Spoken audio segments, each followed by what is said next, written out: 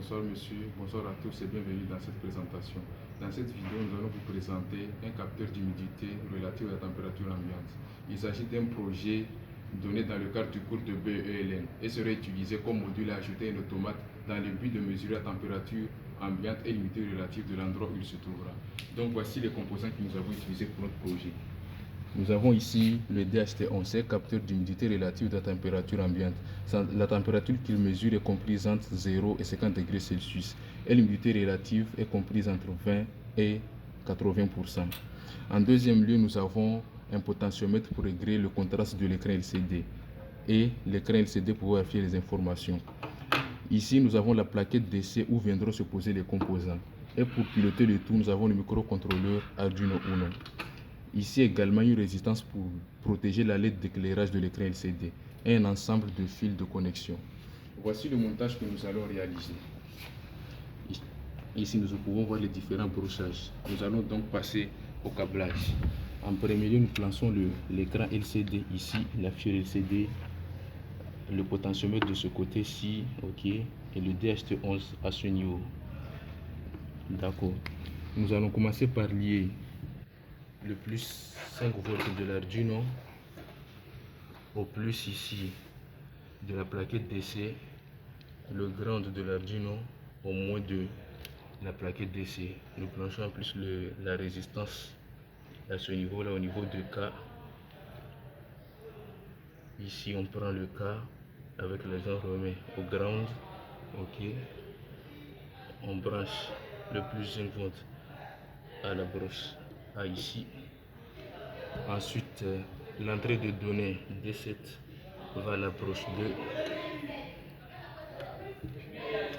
2. L'entrée de données D6 va à la broche 3. L'entrée de données D6, D5 plutôt, va à la broche suivante, c'est-à-dire à la broche 4.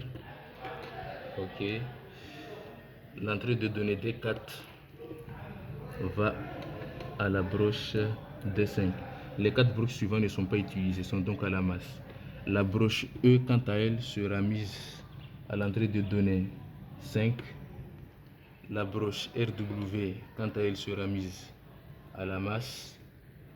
La broche RS, quant à elle, sera mise à 7 de l'Arduino. Ok, comme l'a montré le montage précédemment. La broche V0 pour le contraste sera mise au milieu du potentiomètre à ce niveau, ok. Et puis le VDD est pour l'alimentation, non, est pour l'alimentation de l'écran LCD, donc on va le mettre plus ici. Et puis la masse sera pour la dernière broche VSS de l'écran LCD. Le potentiomètre aussi sera ce côté là, on va le placer au plus 5 volts. L'autre côté ici, on va le placer à la masse. On va lier les deux parties de la plaquette d'essai vu qu'elles sont séparées comme ceci, là et là, ok.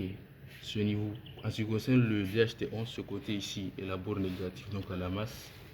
Au milieu nous avons la borne positive, ok.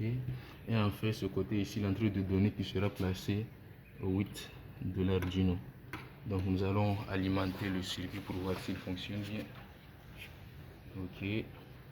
Donc nous pouvons, si on rapproche un peu l'écran, voir qu'actuellement ça affiche sur la première ligne un stick et sur la deuxième ligne la température émise de façon alternée. Donc le capteur d'humidité envoie ces informations à l'Arduino. L'Arduino applique un calibrage sur la température au niveau du lieu où nous nous trouvons et affiche ces informations sur l'écran LCD. Donc pour pouvoir modifier un peu la température, nous allons agir sur la température au niveau du DHT11 et voir ce que va afficher l'écran LCD. Actuellement l'écran LCD affiche 30,50 degrés Celsius. Comme vous pouvez le voir, 30-40. Donc on va agir un peu.